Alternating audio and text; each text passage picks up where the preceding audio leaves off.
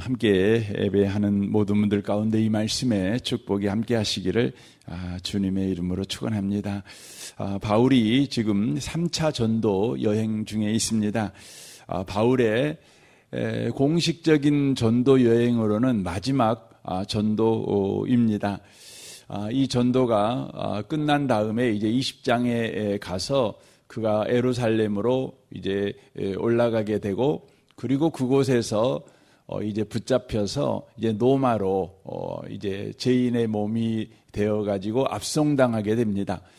그리고 노마에서 그가 가택 연금 상태에서 재판을 받게 되고, 이제 마지막으로 그가 그곳에서 죽게 되는데 참수형을 당하게 됩니다. 목이 잘려서 그가 이제 죽게 되는 것이죠. 우리가 지금 3차 전도 여행을 보고 있는데, 지금 바울이 에베소 지역에 와서 복음을 전하고 있습니다. 바울이 전도 여행을 이렇게 3차에 걸쳐서 하는데, 시간적으로 보면 굉장히 긴 시간 동안 이렇게 수없이 많은 도시를 다니면서 복음을 그가 전하게 됩니다. 그 당시에는 교통수단이 좋지 못하지요. 그 당시에 최고의 교통수단은 아마 수레를 타고 다니는 것이었을 것입니다. 그런데 당시에 수레를 타고 다닐 수 있는 사람은 왕족이나 귀족들, 굉장히 부유한 사람들만 가능한 일이죠. 또 말을 타고 갈 수 있겠지만 그것도 마찬가지입니다. 그러니까 보통 사람들은 걸어서 가는 것이죠. 바울은 선교비가 늘 넉넉했던 분은 아니십니다. 그러므로 이분은 3차 전도 여행을 할 때에 배를 타고 이동한 것 외에는 거의 대부분을 그가 걸어서 이렇게 전도 여행을 했던 것을 보게 되어집니다. 우리가 걷는 거 생각하면 굉장히 낭만적이라고 생각할 수 있지만 실제 걸어보면 결코 낭만적인 것이 아니라는 것을 아마 우리 성도들이 잘 아실 것입니다. 저도 이렇게 좀 시간이 돼서 걸으면 보통은 좀 시간이 좀 짧게 갔다 와야 되겠다 하면은 한 10km는 걷거든요. 많이 걸으면 20km도 걷고 그렇습니다. 그러면 여러분, 걷는다는 게 굉장히 고되다는 것을 우리가 금방 알게 되죠. 저도 680km를 한 23일 동안 계속 걸어본 적도 있어요. 근데 정말 쉽지 않습니다. 정말 힘들죠. 근데 바울 사도는 그렇게 이렇게 전도 여행을 떠났는데, 그의 전도 여행 가운데 그래도 한 도시에 오랫동안 머물러 있었던 도시가 있다면 바로 그 도시가 에베소라고 하는 지역입니다. 그곳에서 2년이 넘는 세월 동안 바울 사도가 있게 되는 것이죠. 오늘 본문이 그때 일어난 이야기를 바로 소개하고 있는 것입니다. 그곳에서 복음을 전하게 되는데 10절에 보면 2해 동안 이같이 하니라고 돼 있죠. 그러니까 2년 동안 바울 사도가 에베소 지역에 머물러서 전도를 하는데, 이전 방식과 다른 방식으로 그가 전도를 합니다. 보통 이전 방식은 해당에 들어가서 이렇게 복음을 전하는 것입니다. 그러니까 해당에서 당시에는 어떤 것이 있었냐면, 누구나 다 은혜 받으신 분들이 앞에 서가지고 이렇게 말을 하는 것입니다. 유대인들은 성직자가 없습니다. 우리가 보통 랍비라고 하는 분들이 계시는데, 그것은 선생님이라는 의미인데, 이분들은 소위 말해서 성직자들이거나 교역자들이 아닙니다. 그냥 일상생활을 하는 사람들이십니다. 그런데 좀 더 성경을 좀 더 연구하고 그래서 다른 사람들보다 성경에 대해서 좀 더 뛰어나신 분들이시죠. 그래서 그 해당 안에는 납비가 한 명만 있는 것이 아니라 여러분들이 납비이고 그것을 누가 인정하냐면 스스로가 내가 납비입니다 하면 납비가 되는 것이 아니라 그 공동체에 모여있는 사람들이 당신은 정말 가르치는 것 보니까 훌륭하십니다. 그러니까 우리의 납비가 되어주십시오. 우리가 납비라고 부르겠습니다 하고 그냥 부르는 것입니다. 굉장히 중요하지요. 그래서 여러분 목회자, 그러니까 우리가 목회자라고 하잖아요. 그 목회자들한테는 소명이 필요하죠. 목회자에게 가장 중요한 것이 뭐냐면 소명입니다. 근데 소명은 내적 소명이 있고 외적 소명이 있습니다. 내적 소명이라는 것은 각자가 내가 하나님에게 부름을 받은 확신이 있는 겁니다. 내 내면에 어떤 개인적 사건을 통해서든지 하나님이 나를 이렇게 목회자로 불렀어라는 부르심에 대한 확신이 각자에게 있다는 것이죠. 저도 마찬가지입니다. 그러나 내적 소명만 가지고 이분이 목회자가 되는 건 아닙니다. 외적 소명이 필요한 겁니다. 외적 소명이 뭐냐면 그분이 속한 교회 공동체에서 성도들이 당신은 하나님이 부르신 분 같습니다. 하나님께서 당신을 목회자로 부르신 것 같습니다. 이렇게 인정을 해줘야 되는 것입니다. 그래서 여러분 그 목사님이 어떻게 해서 되냐면 우리 노예도 마찬가지고 이제 대부분 노예가 다 그렇게 합니다. 어떻게 하냐면 교회가 청빙을 해야 목사가 될 수 있어요. 예. 그러니까 이분은 우리 교회 목사님으로 우리가 청빙합니다. 이런 그 청빙이 있어야 되는 겁니다. 그것이 없으면 그 목사가 될 수가 없어요. 그래서 여러분 그 교회를 이제 개척했을지라도요, 그냥 그 교회 담임 목사가 되는 게 아니에요. 반드시 청빙 절차가 필요해요. 청빙을 하는 절차를 통해서 되는 것이죠. 이렇게 되는 것이죠. 굉장히 그 중요한 것임을 알 수가 있습니다. 그런데 이제 바울 사도도 이렇게 그런 그 해당의 특징 때문에 가서 전도를 이렇게 할 수가 있었어요. 내가 이번 주에 특별하게 은혜 받은 것이 있어서 제가 말해도 되겠습니까? 그러면 사람들이 그렇게 하세요. 이렇게 허용해 주는 겁니다. 해당은 그런 것이었습니다. 그래서 복음을 전하는 것이죠. 그래서 사람들이 바울이 전한 복음을 듣고 예수를 믿는 사람도 있고 반대하는 사람도 있고 그렇습니다. 그래서 이제 반응하는 사람들이 이제 바울이 있는 동안에 그 교회가 세워집니다. 그 숫자가 뭐 2명, 3명 뭐 이러겠죠.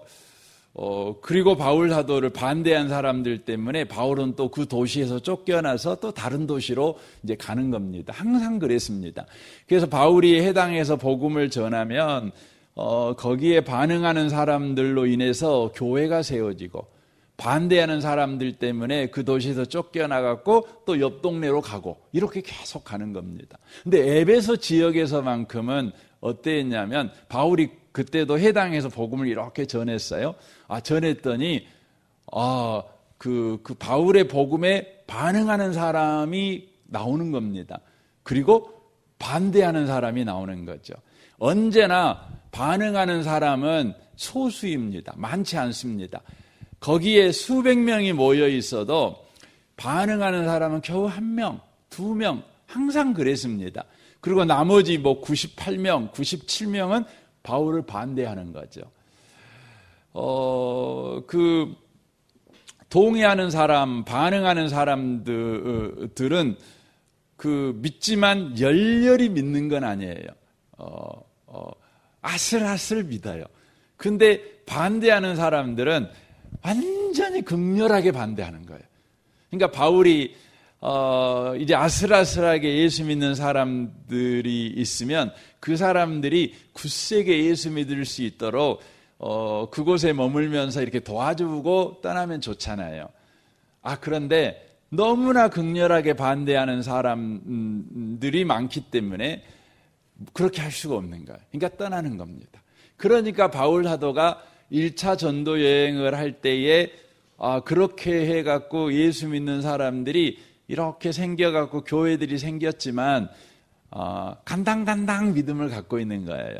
그러니까 바울 사도가 2차 전도 여행을 가는 겁니다. 2차 전도 여행의 목적이 뭐였냐면 간당간당 예수 믿는 사람들의 믿음을 굳센 믿음을 갖도록 도와주기 위해서 2차 전도 여행을 이렇게 떠난 것이죠.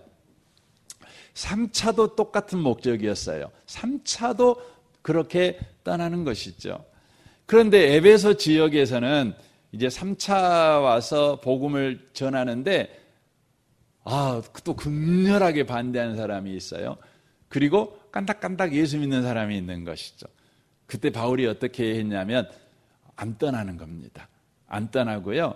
이제 해당에 가서 또 복음을 전하지 않고 해당에서 반응하는 사람들이 누군가 하고 봤더니 에베소 지역에서는 숫자가 좀 많았어요. 몇 명이었다고 성경에 기록되어 있죠.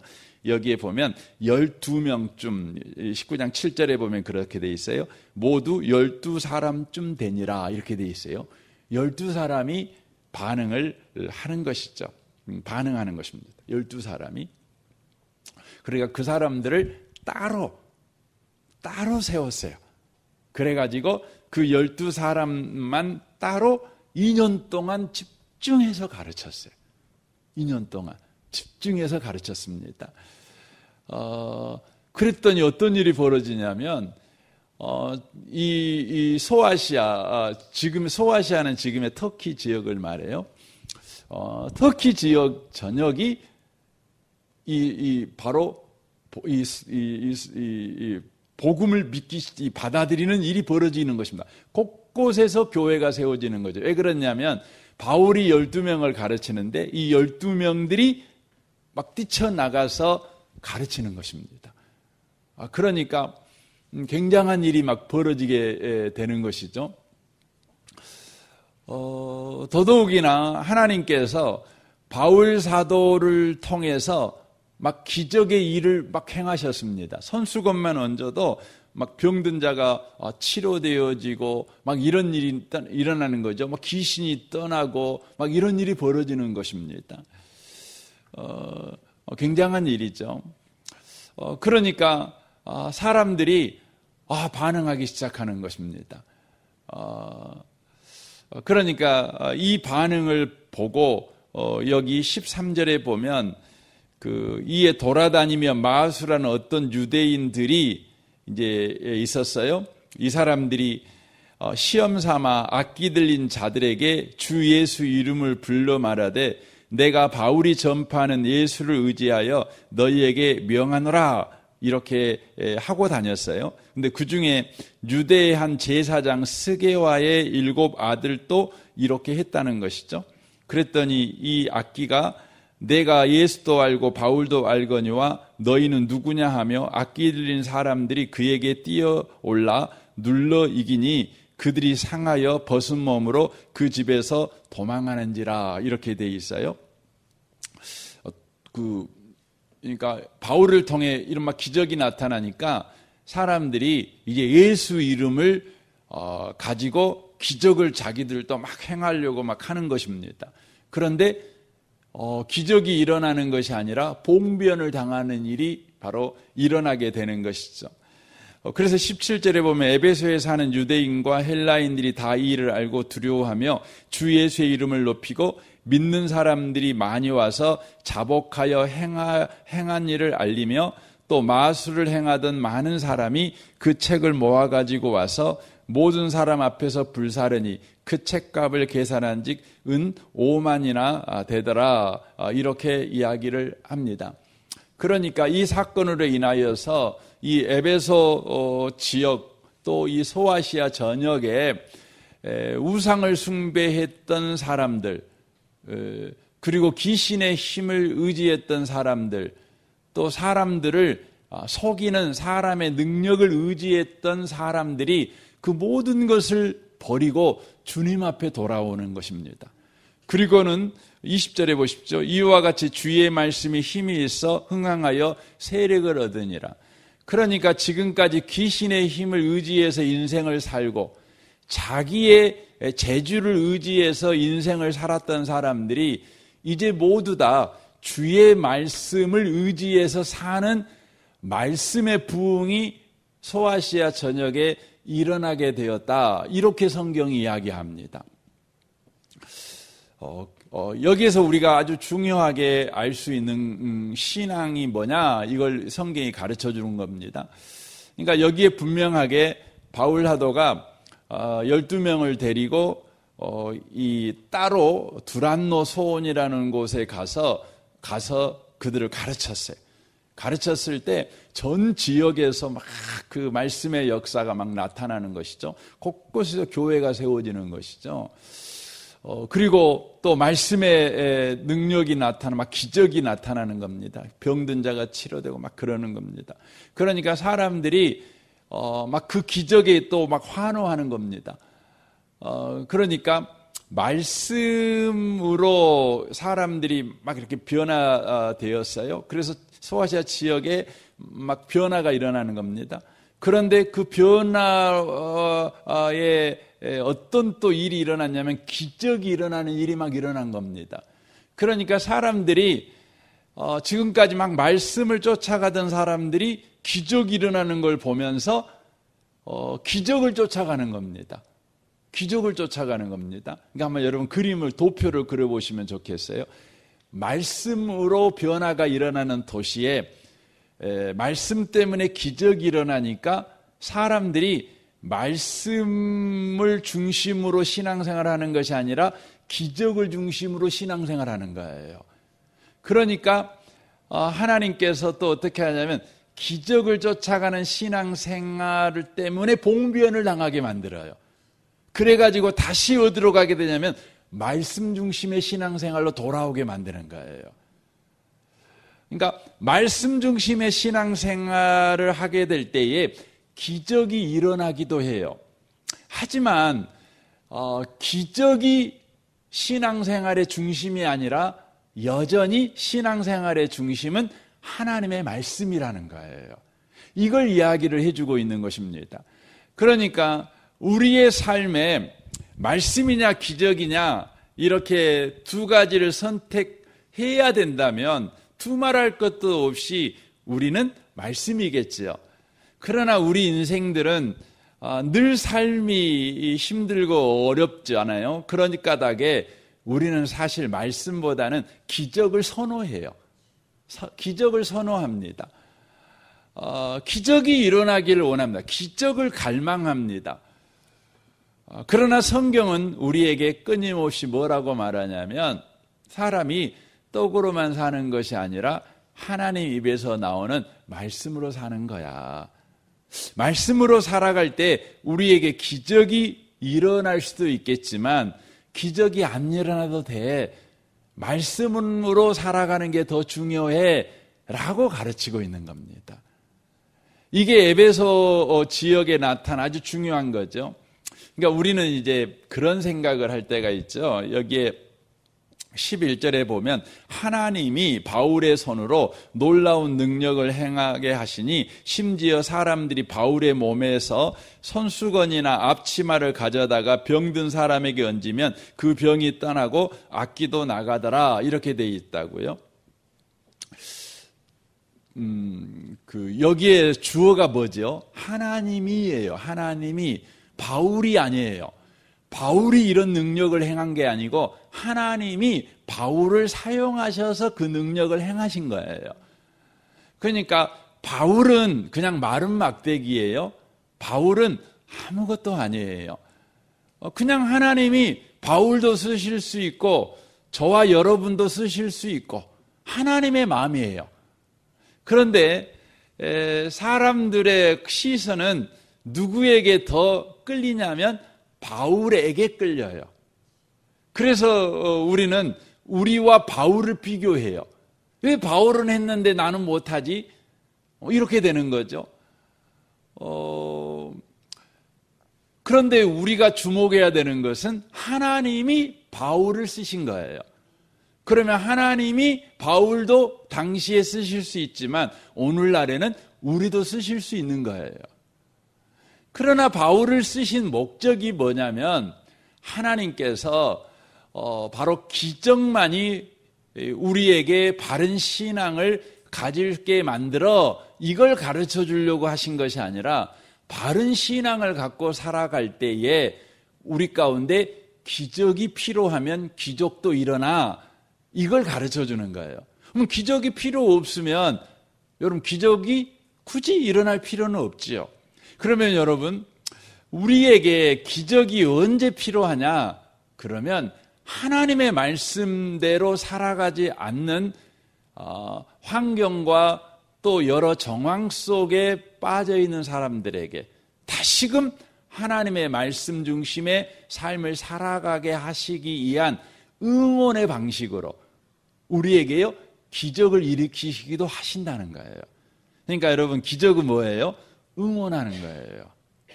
여러분 제가 100m 달리기를 하잖아요. 그 100m 달리기 하면은 옆에서 사람들이 응원을 막 해요.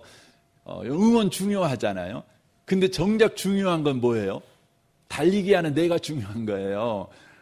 그 응원이 중요한 게 아니라 달리고 있는 제가 중요한 거죠. 그 기적은 뭘 응원하냐면 말씀을 응원해요. 말씀을 확증하는 거죠. 그러니까 우리는 응원 보려고 경기장에 가는 분도 계실 수 있을란가 몰라요. 뭐 야구장에 가냐 그러면 그 응원하는 거 보려고 간대요. 그냥 술 먹고 응원하고 막 이런 게 재밌나 봐요. 하지만 실제는 사실은 경기 보려고 하잖아요. 경기 보려고. 그러니까 우리의 삶에서 중요한 것은 말씀이죠. 말씀을 확증하고 말씀을 응원하는 기적에 우리가 중심을 둬서는 안 되는 것이죠. 말씀이 항상 우리에게 중요한 것입니다. 그래서 그 시간이 가버려 갖고 제가 이야기만 하고 마칠게요. 그 도스옙스키라는 러시아의 대문호 세계적인 소설가가 있어요. 이분이 쓴 책 중에 까르마조프의 형제라는 책이 있어요. 그 굉장히 유명한 책이고 세계의 그 소설 쓴 책 가운데 소설책 가운데 가장 위대한 책이 어떤 책이냐라고 말을 하면 뭐 여러 책이 나올 수 있겠지만 거의 대부분의 전문가들은 이 책을 꼽아요. 까르마조프의 형제들이라는 책입니다. 근데 그 책에 보면 아주 유명한 이야기가 나와요. 그 이야기 내려 해야 되겠습니다. 예, 시간이 지나가가지고 여러분 기적 중요해요. 그러나 말씀이 중요해요. 오늘도 여러분과 제가 그 말씀이 힘이 있는, 말씀이 여러분에게 힘이 되는, 말씀이 여러분의 마음의 중심에 있는 그런 하루를 살아내시는 복 있는 성도 되시기를 주님의 이름으로 축원합니다. 아멘. 우리 같이 기도하겠습니다.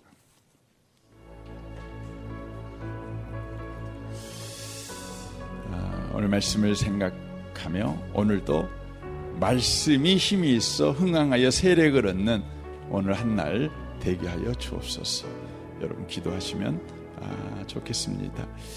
여러분 가정과 직장과 또 자녀들 또 부부 배우자를 위해서 또 부모들을 위해서도 일가 친지를 위해서도 여러분 이웃 사람들을 위해서도 무엇보다 우리 성도들을 위해서 또 중보해 주시면 좋겠습니다. 우리 아동부를 위해서 기도할 때 섬기는 윤덕준 전사님과 교사 순장들을 위해서 기도해 주시고 우리 아동부 아이들 한 명 한 명을 위해 기도해 주십시오. 우리 용복마을 장로님과 순장 순원을 위해 기도해 주시고, 이번 주 목요일부터 토요일까지 대학 청년부 여름 캠프가 있습니다. 이를 위해서도 여러분 기도해 주십시오. 또 8월 18일부터 우리 필리핀 단기 선교 9분의 분들이 갑니다. 여러분 이를 위해서도 기도해 주십시오. 이 나라 이 민족과 북한과 열방을 위해서도 이 아침에 구했으면 좋겠습니다. 우리 좋으신 주님께 통성으로 구하겠습니다. 기도하겠습니다.